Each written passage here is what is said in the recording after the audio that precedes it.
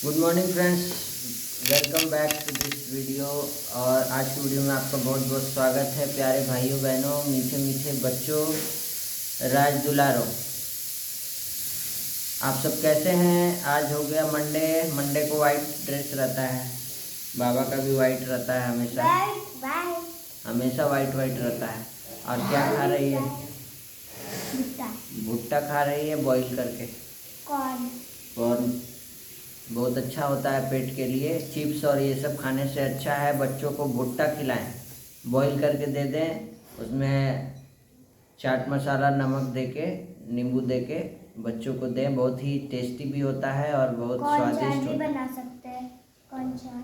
बहुत ही सस्ता भी मिलता है सीजन में। ऐसे कॉर्न जब सीजन रहे तो खूब खिलाइए बच्चों को। कल की मुरली से दो शब्द थे, सोचता स्वरूप और स्मृति स्वरूप। अब खूब सोच रहे हैं पढ़ेंगे। बच्चे सोच रहे हैं पढ़ेंगे, पढ़ना है, होमवर्क मिला है, सभी सब्जेक्ट्स में होमवर्क मिला है, पढ़ना चाहिए, क्यों नहीं पढ़ते हैं। पेरेंट्स भी बोल रहे हैं नहीं पढ़ते हैं, क्यों नहीं पढ़ते हैं, पढ़ना चाहिए, बहुत सब्जेक्ट में होमवर्क है, कल टेस्ट भी है। तो सोचते रहेंगे कि करेंगे भी। स्मृति स्वरूप बाबा बोले अनुभव में लाओ, सिर्फ सोचो मत।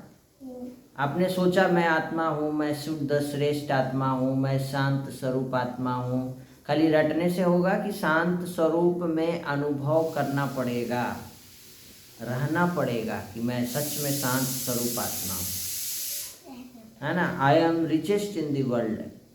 सिर्फ सोचने से होगा कि इसको स्मृति स्वरूप में अनुभव करेंगे, है कि नहीं। तो कल की मुरली में बाबा ने हम बच्चों को क्या कहा था? 31 तारीख का मुरली था, आज तो 1 सितंबर हो गया, नया डेट चालू हो गया है। स्मृति स्वरूप अनुभवी मूर्त बन, सेकंड की तीव्र गति से परिवर्तन कर, पास विद ऑनर बनो। हाँ, तुम्हारा बर्थडे आ रहा है ना। आज बाबा बर्थडे पे बहुत अच्छा शब्द बोले हैं मुरली में। तो आज बर्थडे पे बाबा ने बहुत अच्छा शब्द बोला है। उस बर्थडे के शब्द को, हम महावाक्यों को सुनेंगे। कल बाबा ने कहा कि जो भी करना है तीव्र करो, अब समय कम है, तीव्र पुरुषार्थ करो, समझा।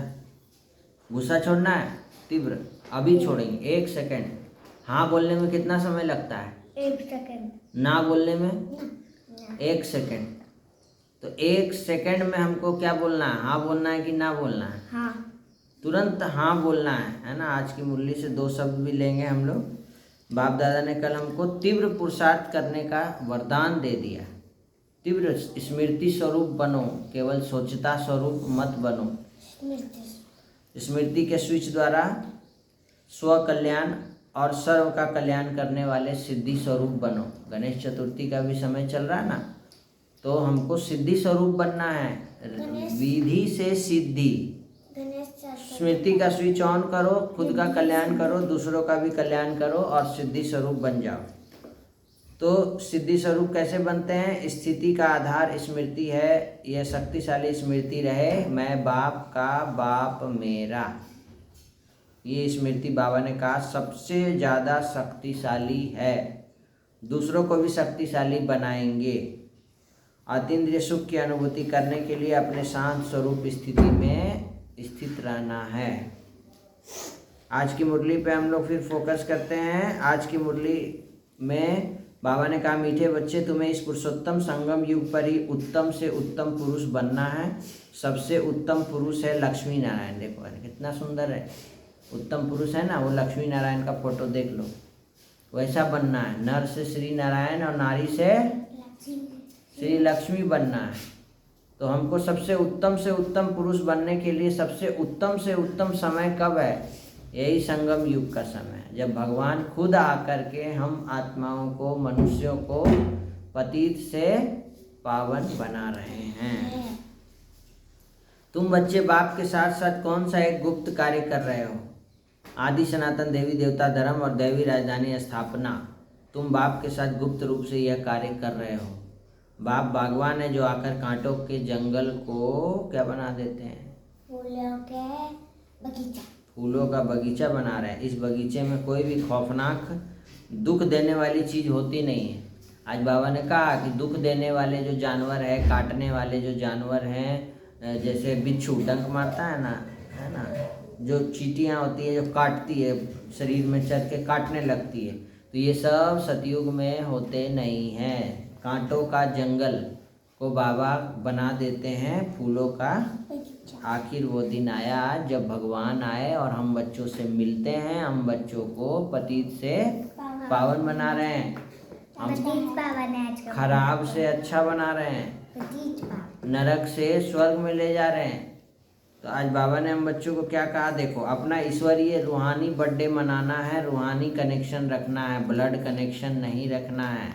आसुरी जिस्मानी बर्थडे भी कैंसिल, वह फिर याद भी ना आए। मेरा बर्थडे नहीं मनेगा। तुम्हारा बर्थडे बाबा बोले जो लौकिक शरीर का बर्थडे है इसको कैंसिल करो और रूहानी बर्थडे मनाओ। बाबा के बच्चे कब बने? जिस दिन बाबा के बच्चे बने उस दिन से वो आपका जन्मदिन है, उस जन्मदिन को आपको मनाना है ताकि बाबा याद रहे। तो अपने लौकिक जन्मदिन को अलौकिक जन्मदिन में परिवर्तन कर देना है, समझ में आया? ताकि बाबा याद रहें। और ब्लड कनेक्शन नहीं रखना है, रूहानी कनेक्शन रखना। हम सब कौन है? आत्मा है। और किसके बच्चे हैं? शिव बाबा के बच्चे हैं। और सब आत्मा आपस में भाई भाई हैं। और ब्रह्मा के बच्चे आपस में भाई बहन हो गए। सोचो, और शरीर का कनेक्शन होगा तो क्या बोलेंगे?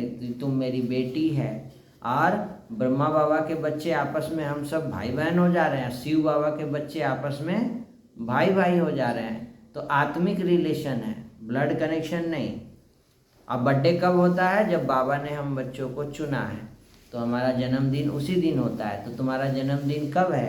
डेट याद है? हाँ, 23 सितंबर। ये तो शरीर का है। तो आत्मा का जन्मदिन कब है? बाबा कब चुना तुम बच्चों को? 2017 में कौन तारीख को? 23। हाँ, 23। वाह, याद है इसको।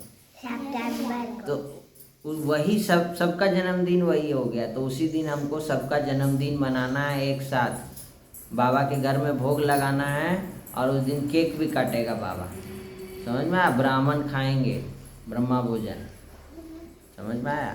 तो अपना बैगेज बाबा ने कहा अब स्वर्ग आने वाला है, अब हमको घर जाना है, तो अपना बैग पैक कर लो। जैसे स्कूल जाने वाली है तो क्या कर रही है? बैग पैक कर। वैसे हमको अब कहाँ जाना है? परम धाम, घर जाना है। तो घर जाने के लिए कौन सा बैग पैक करना होता है?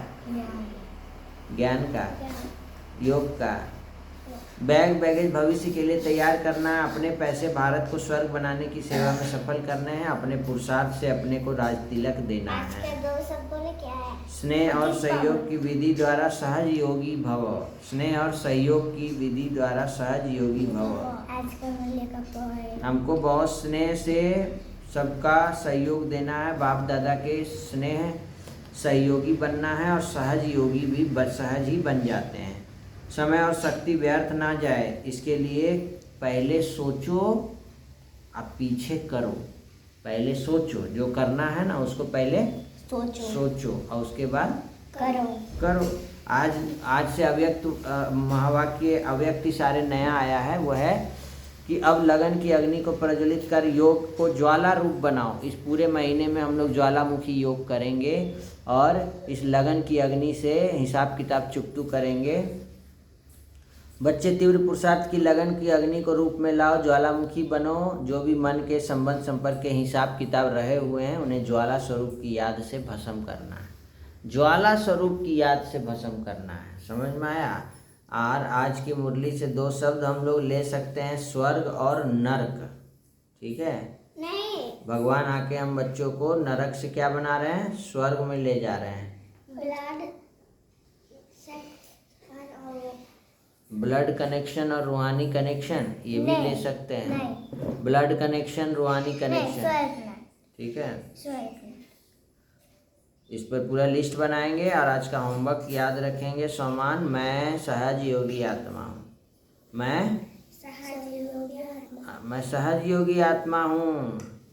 और आज की कहानी क्या है? सच्ची शरणागति। सुनो, एक बार रास के पश्चात राधा और श्री कृष्ण यमुना तट पर दीप दान के लिए पहुँचे। रात्रि की निर्वता में जल की लहरों पर तैरते दीपकों की रेखाएं मानो सृष्टि के मौन प्रार्थना पथ को अलौकिक कर रही थी। गोपियां अपने मन की कामनाओं, श्रद्धा और भक्ति से दीप जलाकर यमुना में प्रवाहित कर रही थी।